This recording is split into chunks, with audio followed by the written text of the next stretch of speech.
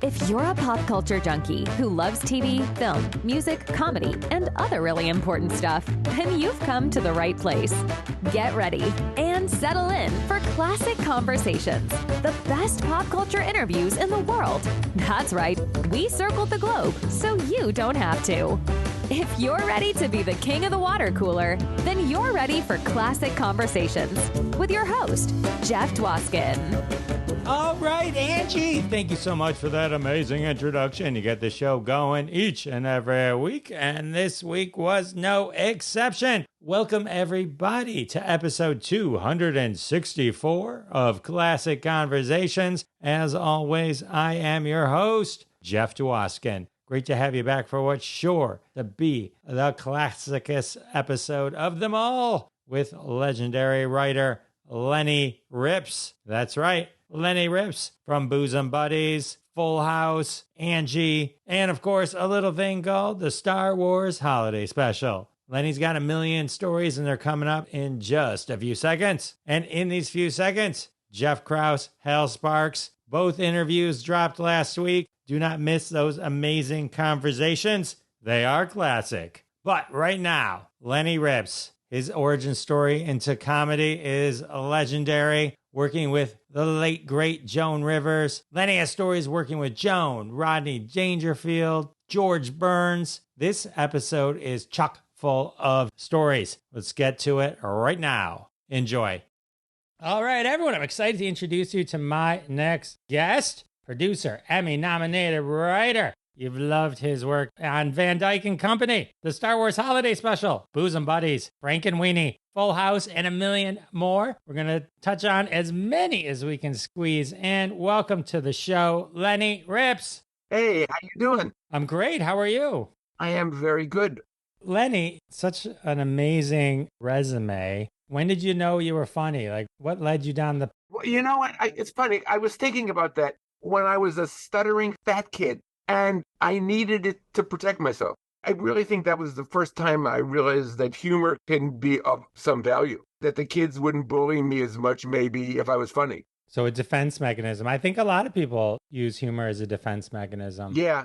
I mean, as a matter of fact, I was thinking about it. I wrote a joke today. The joke was when the nearsighted Cyclops got his first monocle, all the bullies at school called him Two Eyes. What I was thinking about is where that joke came from somehow. Something from your childhood? Yeah, I mean, in a very obscure, roundabout way, there was something in that joke that reflected back to me. It's the interesting thing about humor that some of the funniest people suffered or had things, traumas or something in their lives that they had to deal with, and it manifested with humor. Taking that in and then converting it and helping the world laugh, make everyone else feel better. Yeah. The way I got started really was I went to college with a degree in journalism and got out during a recession. So I moved back to Baltimore, my home, and I started taking tests for civil service jobs. And I was number 2 in the city in the test on social worker.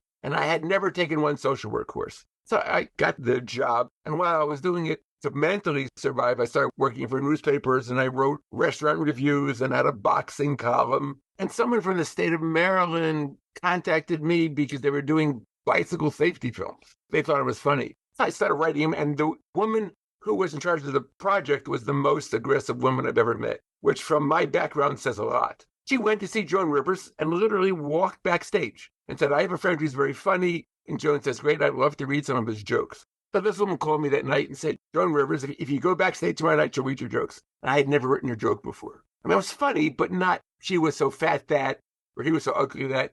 So I sat down for the hell of it. I wrote 10 jokes, brought them backstage, and she did one that night in the theater. And it was one of the first 10 jokes I had ever written in my life. That must have felt good. It was extraordinary.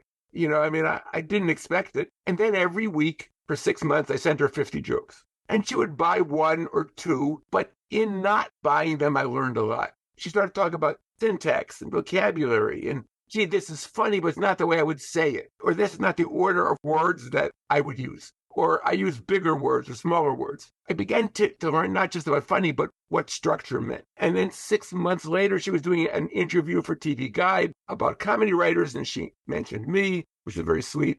I called her and I said, what do you think? She said, well, I think you're really good. You should come out here. So the next day I went to my supervisor and said, I'm giving you 2 weeks notice. In 2 weeks, you'll notice I've been gone for 10 days. And I packed my car and had $500 and drove out to LA and Joan was on the road for 3 months. So I started hanging out at the clubs and selling jokes for $2 or $3 I'd rate on the back of napkins to comics. And then finally she got back and she started getting me interviews. But that's really how I got started. What did you do to sort of help yourself learn Joan Rivers' voice during that time? Just buy the albums, sit and watch her live? You know what? You didn't have to buy albums because she was on television all the time. And whenever she appeared anywhere, I would get a free ticket. So I started to go and listen in a different way, not just in a way that was funny, but what was funny about her? How could I take my ideas and put them into her mouth? So I started writing stand-up, and I wrote for her and Rodney Dangerfield and David Steinberg and Bette Midler. And it says that was wonderful training for writing sitcom and movies. If in a script, 2 jokes sound the same, or if 2 characters can do the same joke, it's a bad joke. Right. So that's what I kind of began to realize, that I can write a Rodney joke after I got to know Rodney. Could you write a joke or have a premise and go, all right, this is how I'd write it for Rodney, but this is how I'd do it for Joan, or Joan would never do this, because Rodney was more of a character. Yeah, I would do it that way, not as an exercise, but when I got an assignment from Rodney and then heard him say it, I began to hear that. But like I say, I learned how to listen, which is important for any dialogue in any script. Did they like give you like specific things, like I would never say this, I would never do that, or did they leave it? Yeah. Not so much Rodney. He would just say, no rips, no rips. But Joan was one of the smartest people I've ever met. So she could explain it. She could diagram a joke. And that was extraordinarily helpful. Yeah, she had a real understanding of humor. My parents introduced me to Joan Rivers when I was very young because it was my mom's favorite comedian. Yeah. You know, I have Joan Rivers cassettes in my house. I mean, I can't listen to them because I don't have a cassette player, but I do. What I do have cassettes from, way back. Yeah, I love Joan Rivers. There's something about her. And I tell you, I was interviewing Melissa Rivers, so I started listening to some Joan Rivers stuff again. And it was just as funny as if someone had said, this person released this today, and I was listening to it. It felt like that solid. Her use of language was great. Yeah, and timeless. Jokes weren't long. They weren't verbose. You really got the picture early on in the joke. And her history was such that she would just say Elizabeth Taylor, and people would start laughing because they know she would have an Elizabeth Taylor joke. How did you meet Rodney Dangerfield? I meet Rodney. His manager, who passed away, was an acquaintance of mine. She hung out at the clubs, and that's how we connected. And then we just hit it off. I mean, we weren't best friends, but I would hang out at his house, and I went to Vegas with him once.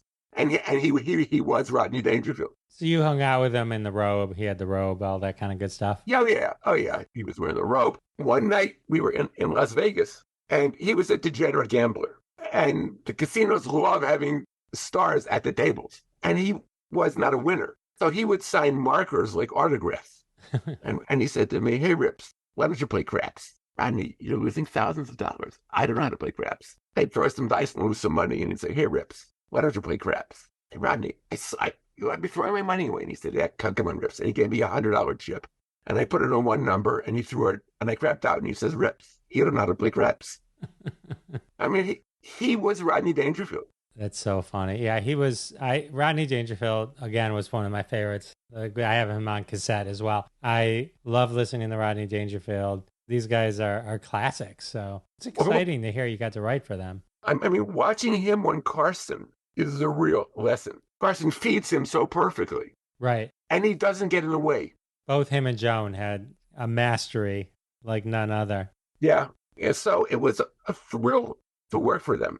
I mean, I also wrote for Paul Lynde and a puppeteer called Wayland and Madam. I don't know if you remember them. Oh, I do. Yeah, for sure. Yeah. The older woman puppet. Yeah. Okay. Right. Wayland created a real character. I mean, a character that was so precise that I was at the house when a wardrobe guy came to fit Madam with clothes. And Madam started talking to this guy, and he totally believed that it was her. It was he started talking to Madam. I had an experience once years ago. I was writing for the Mac Davis show. I don't know if anybody remembers. I don't remember the show, but I remember Mac Davis. It was very interesting to see, how do you write jokes for him? How do you write jokes for somebody who can't tell jokes? What's the secret to that? Really short, really glib, and you move on. Not stories, simple sentences. Because he was very funny and people loved him, and a guy that handsome, self-deprecating stuff always works. How long were you with the Mac Davis show? I was on the show for a year. But what's great about it was I met Danny Simon, who, was Neil Simon's brother. Sure. The world's biggest burden. His mother would introduce him as, "This is my son, Neil's brother, Danny." And Danny was a great comedy writer. If you read any of the Woody Allen books, he gives Danny an incredible amount of credit. Oh, that's so funny. What other stars did you work with on the Mac Davis show? Did you write sketches for? It was amazing for Kate Smith and Edgar Bergen. I actually spent an afternoon with Edgar Bergen in his office where he told me stories about W.C. Fields. Oh, really? I'm sure people remember Bergen was a ventriloquist on radio, which is probably not the most difficult thing you could do. On radio? Yeah. But when we were doing it, Yahtzee was on strike. So they had old guys like me doing the cameras and the sound. During rehearsal, when Edgar Bergen was over Charlie McCarthy, you couldn't hear Charlie McCarthy, only Edgar Bergen. And they checked the microphones. These old-timers were so convinced of that character that they turned the mic every time Charlie spoke to Charlie. That's awesome. I guess when you're that good and people just start to really kind of buy into the act, I guess you can get away with. Well, with that and the power of radio, just the power to create visual worlds in sound. Incredible. Oh, and George Burns. I wrote a sketch. It was not the world's most fabulous sketch, but Mac Davis had a song called Rhinestone Cowboy. Right. So I wrote a sketch where George Burns came out with a rhinestone outfit and said, "I'm the gallstone cowboy." And then he did 5 minutes worth of George. So Burns called me to his office to go over the material. And he was a brilliant writer. I did not know that. He said, "This joke is in the wrong place. And you set this up wrong. And I need a blonde with big tits. But you brought her in too early. You got to bring the blonde with big tits in late." It was amazing to get that kind of lesson from somebody. Wow. You worked with a lot of masters of the craft. And I learned to keep my mouth shut. That's the key. Let them talk, right? Let them just give you the And info. they wanted to, because no one asked them questions. That they were considered relics. And I began to see, wait a minute, these people know what they're doing. They're smart and creative and clever and have spent 60 years doing one character. So they really knew that character. George Burns, who knew who George Burns was. Wow. That must have been amazing. Do you have photos with all these people or? No, I have a few. I'm working with Dick VanDyke. I remembered the Dick VanDyke show and saying that would be something wonderful to do as a kid. And now I'm driving him home because he forgot his keys. How was that car ride? Well, it's not a secret that he was an alcoholic. So he talked a lot about that because he found out I was a social worker. So it was really interesting. He talked about his life and his obsessions, and I talked about my observations with people I worked with. And it was wonderful. And then I don't remember if there was a laugh, but in many ways, just have a real conversation with a real man is a wonderful gift. No, I think that's even more special than just, what a joke he might have thrown off to anybody who he would be sitting with. And I was once at a theater and Rose Marie was sitting right in front of me. Oh, really? I said, "Excuse me, you know who I am, I'm a comedy writer, but I'm doing what I'm doing because of you. I just want to thank you for doing that show to inspire this fat little kid that there is that kind of life." And she was very touched and very sweet. That's really cool. I think it's important to be able to, if you can, tell people who made a difference in your life that they did. I don't think anyone ever doesn't want to hear that. Sorry to interrupt, but I thought you might want to run off real quick and tell someone that made a difference in your life that they made a difference. I do want to say to you, I appreciate your support of the sponsors, because when you support the sponsors, you're supporting us here at Classic Conversations, and that's how we keep the lights on. And now back to my conversation with Lenny Ripps. At the Dick VanDyke show, or the VanDyke and Company show, this was a later one. So did you work with Bob Einstein at all? I know he was Oh, on sure. I worked with Bob Einstein on VanDyke and Company, on a Red Fox show, on Bizarre. I mean, I did lots of work with Bob. Oh, you wrote on Bizarre also? Yeah. Shh. It was a Canadian show. I wasn't supposed to. Okay, I didn't see that one on your list. So that's I love Bizarre. That was like on what was that on? Like HBO or Showtime? Yeah. And Biner is truly one of the great underrated comics. He's amazing. And Bob Einstein, rest in peace. Really, He's really funny. so funny. I really love Bob. He was outrageous and smart and a good producer. Super Dave Osborne is one of the greatest characters of all time. Yep. Yep. It's hysterical. Hysterical. So what about like Carl Reiner, Andy Kaufman? Well, they were on the show. Right. I just don't know what, did you cross paths with them at all or? Oh, sure. I mean, I remember it was the perfect afternoon. I wrote a sketch with the guy I wrote with him, Pat Proft. Pat wrote Naked Gun and Police Academy, lots of things. So we would spend lots of time working with Bob. We'd write a sketch and then he'd give us notes and everything. He was terrific. And we got to work for Red Fox. Yeah, how was it working for Red Fox? He's wild, right? I worked for him twice. I'll tell you a Red Fox story. Right. You later worked with him in the royal family, right? Yeah. Right. Where he died. Right. But I had nothing to do with it. We are clearing Lenny Ripps of any undoing. I promise you he did Any not die wrongdoing. laughing, so I'm innocent. But we're doing his variety show.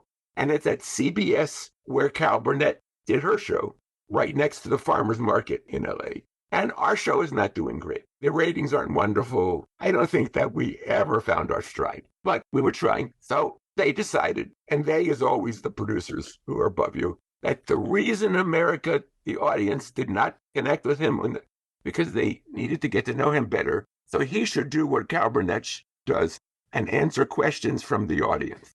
Well, so they bring from Farmers Market the whitest people in America. I mean, the people who made Mike Pence look like Mike Tyson. These were the whitest people in the entire world, in the audience. At the same time, Red had been caught snorting the white line down Hollywood Boulevard. I mean, he was totally into drugs. So Red comes out. All of these white people in the audience. Ladies and gentlemen, Red Fox, do you have any questions? Some person from Iowa in the back says, yes, Mr. Fox, how'd you get started? And I got started. Every question is more and more, answer is more and more vulgar. And the audience now becomes totally silent. They are shocked from this. Way in the back, there's one black guy in the audience. He raises his hand. Red sees him excitedly, and he says, yes, brother. And he says, Red, I got your stuff. It was the drug dealer who got into the wrong line. He got into the audience line. It was great. And Red, when he was there, was one of the funniest men in the world. He had a bodyguard. He got so paranoid. He had a bodyguard named Barry, who, he said, killed more people in Vietnam than anybody in history, whether or not. But Barry was immense. He would stand next to the camera so Red would feel safe. Red got more paranoid, and he said, he's got to be closer to me. So we'd put Barry in sketches. Now you'd have to get wardrobe for him. And every 3 weeks, he came up to me and he says, brother, you're one of the writers. Yes, sir. I could use a couple lines. It was great. Lines of dialogue or lines of code? Yeah. No, I'm sorry.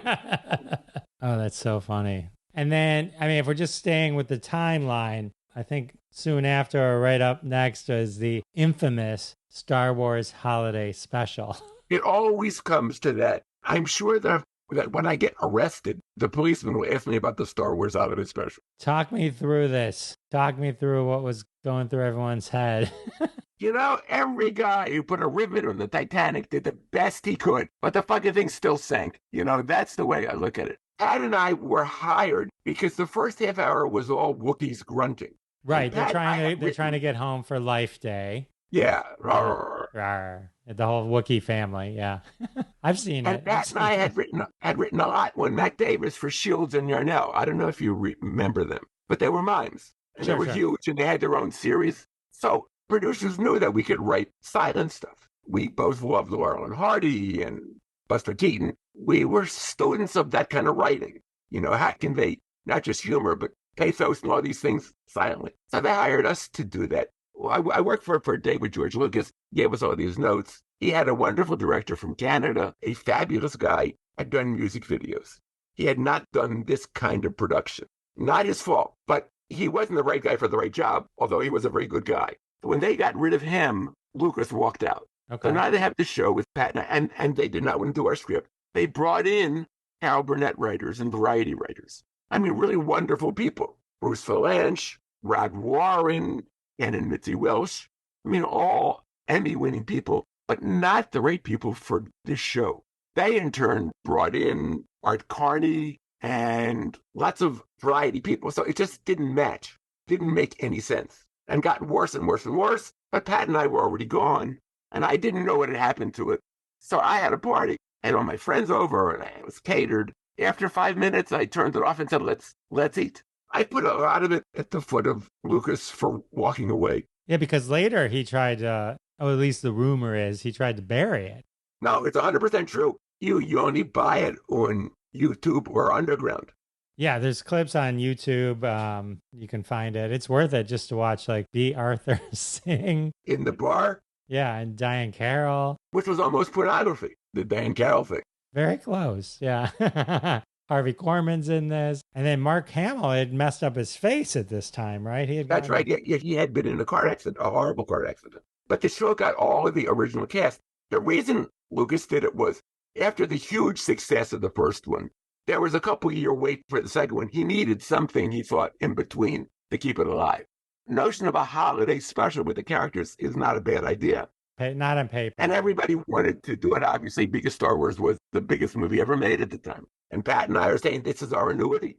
This is going to run every year. Our kids will go to college if they're smart enough. And it ran once. When I get interviews, I get phone calls. I'm in a new documentary where I'm one of the talking heads. Yeah, I was just going to ask you about that. A disturbance in the force. Yeah, I'm all over it. You know, people want to see something horrible as much as they want to see something wonderful, if it's truly horrible. The interesting thing about it is that it takes everything, all these things that we love, and somehow it just is just horrible. The Boba Fett cartoon's pretty good. I mean, I think The Mandalorian owes a lot to that now. Yeah, oh, sure. And the animation company in Canada that did the animated series was wonderful. Right. I think they just came out with a Lego holiday special, Star Wars special, to try and move past it. Yeah. See, Pat and I were in an office writing a script, so that was a great experience. Got to hang with George Lucas for a day, so that's cool, right? He was a very interesting guy, the most focused guy I've ever worked with. He believed this story. There was part of him that he was telling the story to us, not necessarily creating it. Right, because didn't he have hopes that this would become like a holiday? Like, oh yeah, I mean, all of us thought that this would be Rudolph the Red-Nosed Reindeer or a Charlie Brown Chronic or something. You know, that every year we're going to watch this. Oh man, but wonderful to be associated with it. It's one of those things where it's like it's a guilty pleasure, and I think people. I remember I talked to Bruce Valanche about it for a little bit. And what did he say? I don't even remember. I don't remember specifically. I just remember like it came up, you know, because it was on his resume as well. But I think it's one of those things that you love and you just like to hear the myth, you know, the urban legends around it. And then... Well, I totally embrace it. It was everybody doing the best job they could do. I mean, that's the other thing about TV and movies, that even the shitty ones are done by people who really want them to be good. Right. I have worked just as hard on horrible shows as I have on good shows. That's true. The same amount of effort goes in. All right, let's talk about something else. Angie with Donna Pescow. She had just done Saturday Night Fever, and it was my first full-time sitcom job. Simon Evan. I go down to the set. I go to a set, and there are people there reading my script. I did a script that Danny DeVito was a guest star in. That's awesome. To me, this was extraordinary stuff. Danny DeVito. As a matter of fact, I ran into him 20 years later, and I said, you don't know me, but you did my script, the first script I ever sold. You did it, and it's a treasure to me. And he was very gracious and shook my hand. Angie was fun. Donna Pescow was really, really talented. I don't know if anybody remembers the show, but it was very pleasant. It was on for 2 years. It's one of those things, I kind of remember it, because I remember her, and I remember Robert Hayes. He probably sticks in my mind, because then he did Airplane. Airplane. And Hayes is a charming, lovely guy. There was no drama on this set. So this is a Gary Marshall show, and I was just interviewing someone else who wrote about this show, and said that originally this was going to be a spin-off to Laverne and Shirley. And it was like some character that they worked with, a Jewish character, a loud Jewish character at the brewery. And they were going to spin it off and it was going to be her. And then the notes came back, change her personality, make her Italian, not Jewish, blah, blah, blah, blah, blah, blah, blah. And then they finally end up with Donna Pescow as the lead, and they changed the whole show. It was contemporary. They made it about her, and the original kind of impetus of how it started going into the world shifted. I did it the second season. It was very cute. I enjoyed it. It was the first job where I worked late into the night to do rewrites and all that. So it was a real education. I had had those experiences of actually being on a show 80 hours a week. How was your experience with Bosom Buddies? It was my favorite show, but not my favorite experience. The person who ran it, Chris Thompson, was one of the geniuses, but a guy who had demons. So you would work twice as many hours as you needed to. However, Tom Hanks, you knew was great. You never know if they're going to be hugely successful, but you knew that he was great. And he and Peter Scolari had an improvisational quality to their acting, which made it very fresh and very young. And we did shows like Tattoos. I think it was a show written by pretty crazy, far-out young guys who wrote about what we knew. It was a really good match of the staff and actors. We were truly all on the same page. Do you have any Tom Hanks or Peter Scolari? You worked with Peter Scolari on Good Time Girls as well. Good Time Girls. I don't think anybody ever saw Good Time Girls, but it was about Washington boarding house during World War II. Annie Potts, Adrian Samed. There were lots of good people in it. Georgia Engel? Yeah, she was adorable and sweet. Before its time. I don't know if there was ever a time, but I don't think America was interested in World War II at the time. And also, it was kind of frivolous, and the war's going on, and somehow that was hard. Got it. Might be interested. Tom Hanks wanted to do 4 Bosom Buddies for CBS this year. Really? Oh, yeah. David Chambers, who was one of the writers on Full House, on Bosom Buddies, and I are dear friends, and he's good friends with Tom. And Tom wanted us to produce and write 4 episodes. And the show was going to be he and Peter had daughters who got married. And it was about that evolution. So was this before Peter passed away, or? Well, yeah. And then the son of a bitch died, and there was no project. But it was very exciting for a month to think we'd be doing Bosom Buddies again. That would have been really fun, because it's one of those shows you wonder, like, how would they do it now? It's funny. I was talking to some guys about it. We're saying today it would be a socially conscious show about what women have to go through. And then you would have made them chauvinists who had to do this. And so it would be about them learning what it's like to be a woman.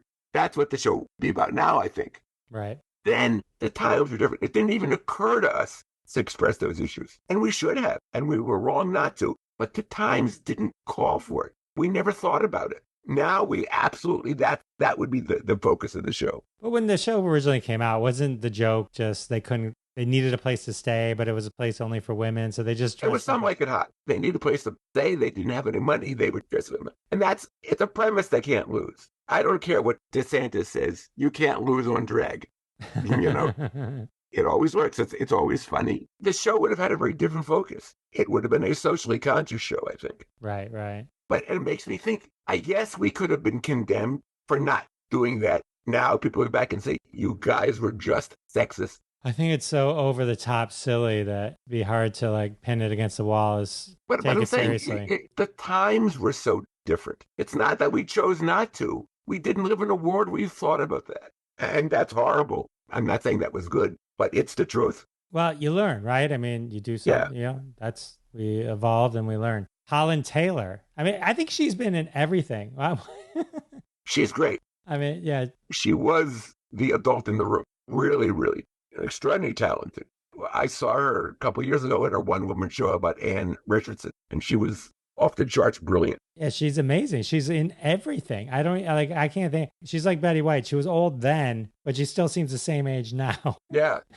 She's on 2.5 Men. Somehow like this time capsule. She's just timeless and amazing. And the only adult in the room. Everyone else just messing around. Was a crazy set, Bosom Buddies? It was crazy but professional. Does that make sense? Mm-hmm. It was nuts and people were playing, but we also everybody knew that there was an actual job here. So most of the craziness was focused toward making the show better. But in between scenes and takes, Tom and Peter would come out and juggle and play.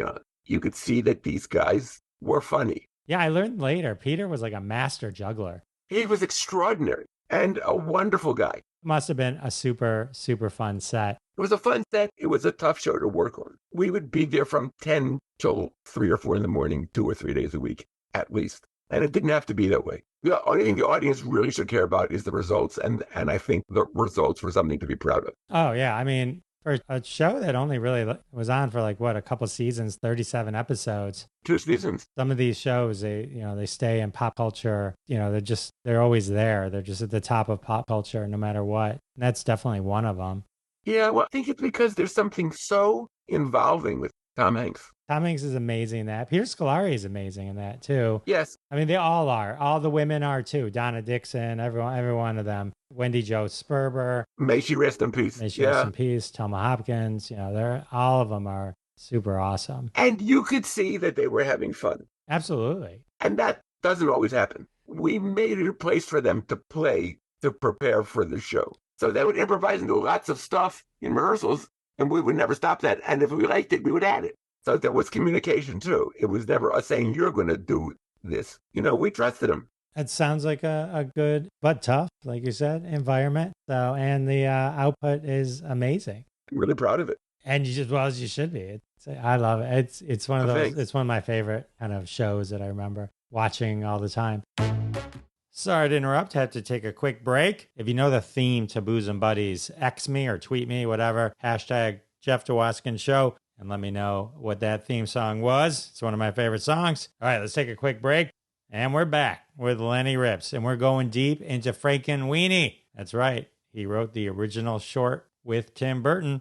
And we're back. So, all right. So you mentioned working with George Lucas for a day. So another really cool director that you've worked with is Tim Burton. Yeah, very cool. Tim, I had a deal at Disney, an overall deal at Disney. My secretary was friendly with the secretary of his producer. And Tim had a deal at Disney, and they were looking for somebody to write Frankenweenie. And since I had a deal, Disney didn't have to pay me anymore.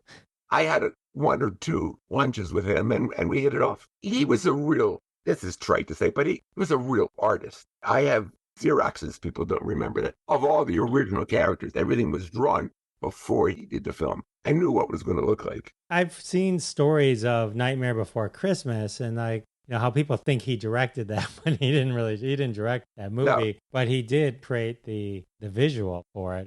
So Frankenweenie later became a movie, but first stop was just a short, right? And this is about a kid who kind of makes his dog into a Frankenstein, brings him. Yeah, well, Disney gave him $1 million to make a short. Who would ever do that? A black and white short. And I'm really proud of it. It's very good. And it shows where Tim Burton will be later. You had, this had Shelley Duvall in it. It had Daniel Stern in it. Shelley Duvall and Daniel Stern were the 2 leads. That's so cool. All right. So then, skipping ahead, I know in time, just so we could just talk about Frankenweenie. So, and then that was, what year was that? That was like 84. So that was early 80s. In 2012, it became a full feature. Yeah, and I had nothing to do with that except I sued Disney. Oh, look at this. It just got interesting. All right.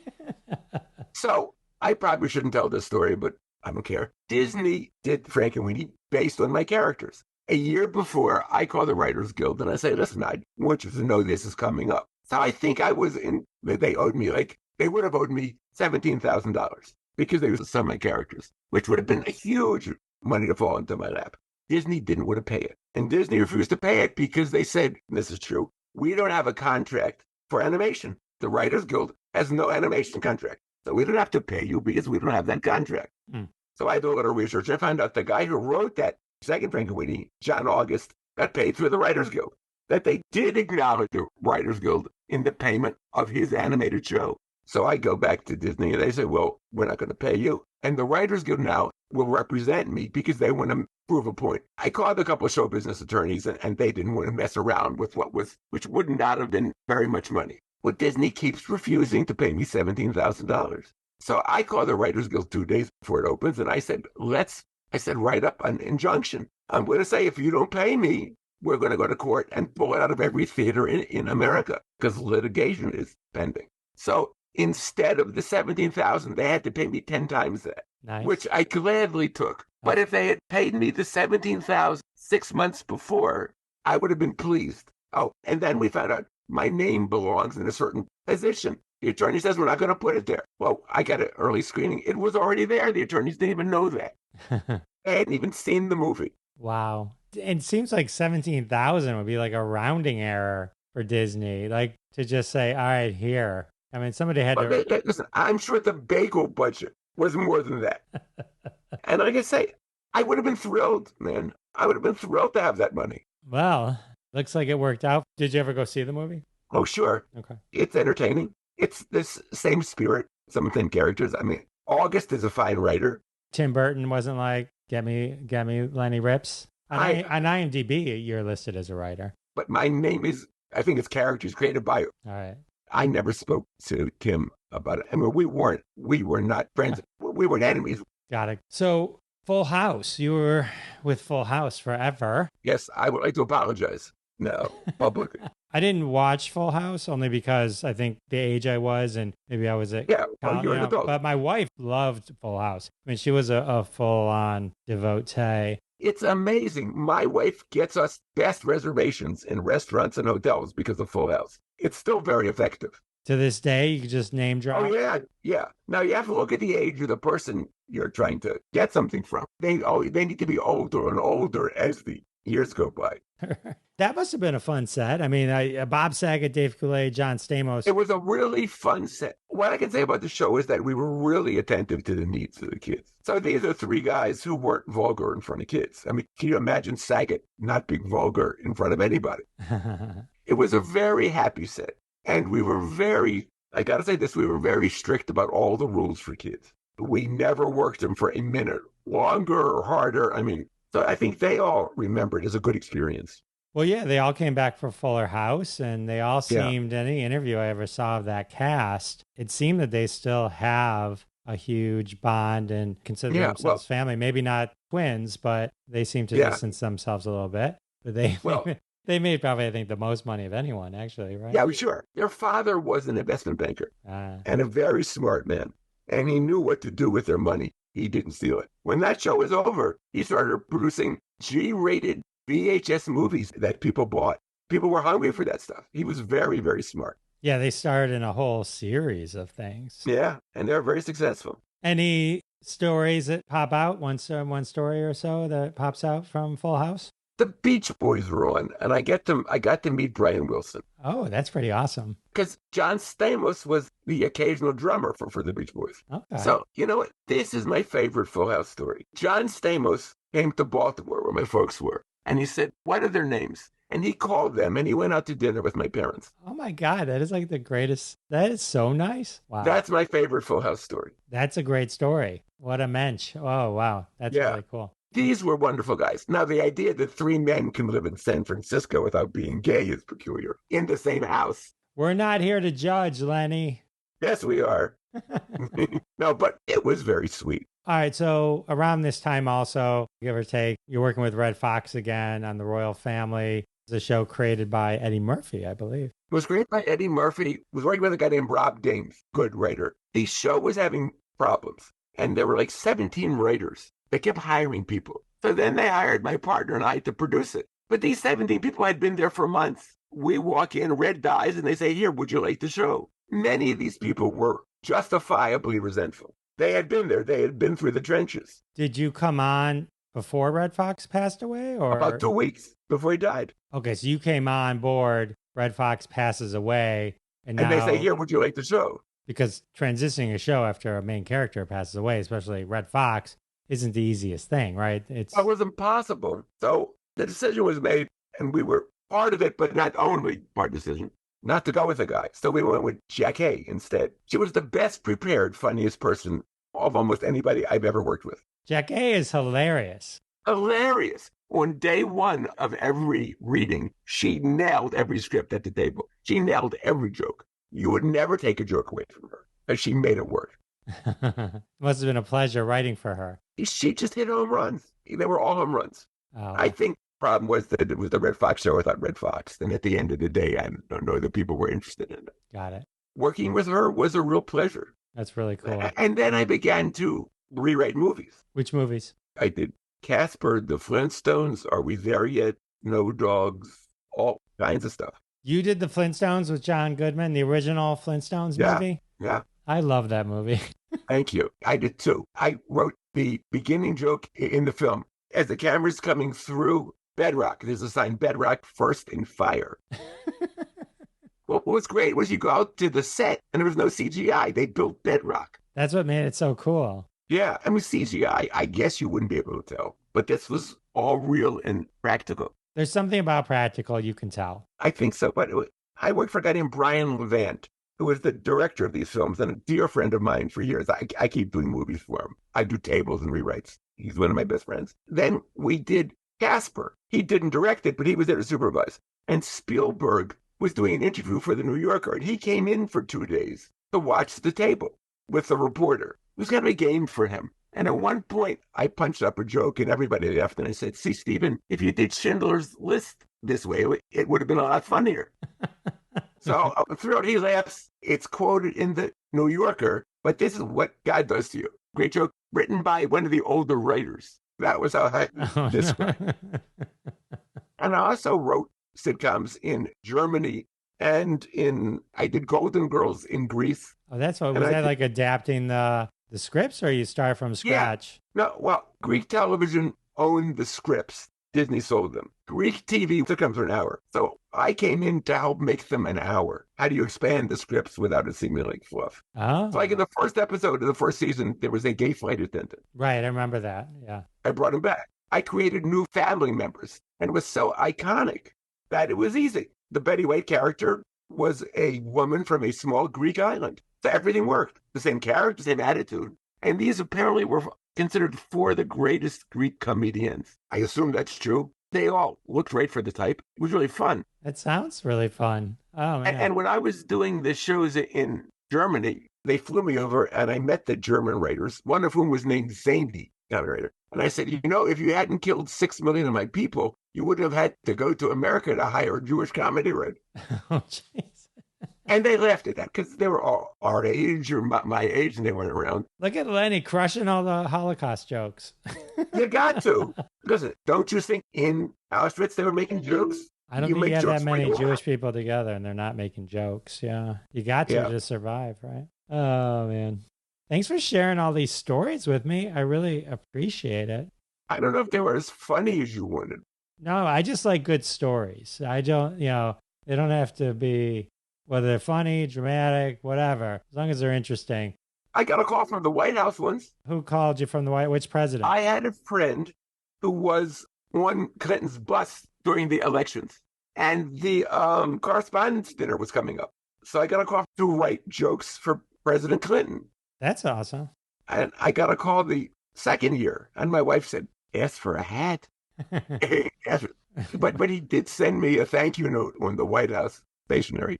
That's really cool. Do you remember any of the jokes? No, they were jokes about Muskie or something. I have no idea. Do you hang out online at all, Lenny? No, I mean, I write jokes on Facebook. Okay. If people want to hang out with you, they can follow you on Facebook? Yep. All right. That's awesome. This has been the best life anybody could have. I'm glad you've had an amazing life and enjoyed every second of it. You've created a lot of amazing things, so thank you for that. I've enjoyed many, many, many of them. Well, thank you, man. I don't care how sophisticated you think you are. When you see your name on television or on a movie screen, you get giddy. I don't think that would ever get old, Lenny. I'm sure my wife would hate me at one point going, hang on. There it is. It depends on the size of the house that your daughter dying on in, I think. Oh, man. Lenny, you're awesome. I appreciate you for hanging out with me and sharing all these great stories. Thanks, Jeff. Had a good time. Now say it like you mean it. Well, I'm not an actor. I'm a writer. No, I talked about one of my favorite subjects. So thank you very much. You're welcome. Thank you. It was great. I loved it. Okay, man. Take it easy. All right, everyone. The legendary Lenny Ripps. Full House, Booze and Buddies, Frank and Weenie, Angie, Star Wars Holiday Special, Mac Davis. I mean, how many stories could we jam into one episode? Am I right? Am I right? All right. Well, with the interview over, it can only mean one thing. I know the episode is coming to an end. Episode 264. Can't believe it either. Special thanks once again to my amazing guest, Lenny Ripps. And of course, a huge thank you to all of you for coming back week after week. It means the world to me, and I'll see you next time. Thanks so much for listening to this episode of Classic Conversations. If you like what you heard, don't be shy and give us a follow on your favorite podcast app. Also, why not go ahead and tell all your friends about the show? You strike us as the kind of person that people listen to. Thanks in advance for spreading the word, and we'll catch you next time on Classic Conversations.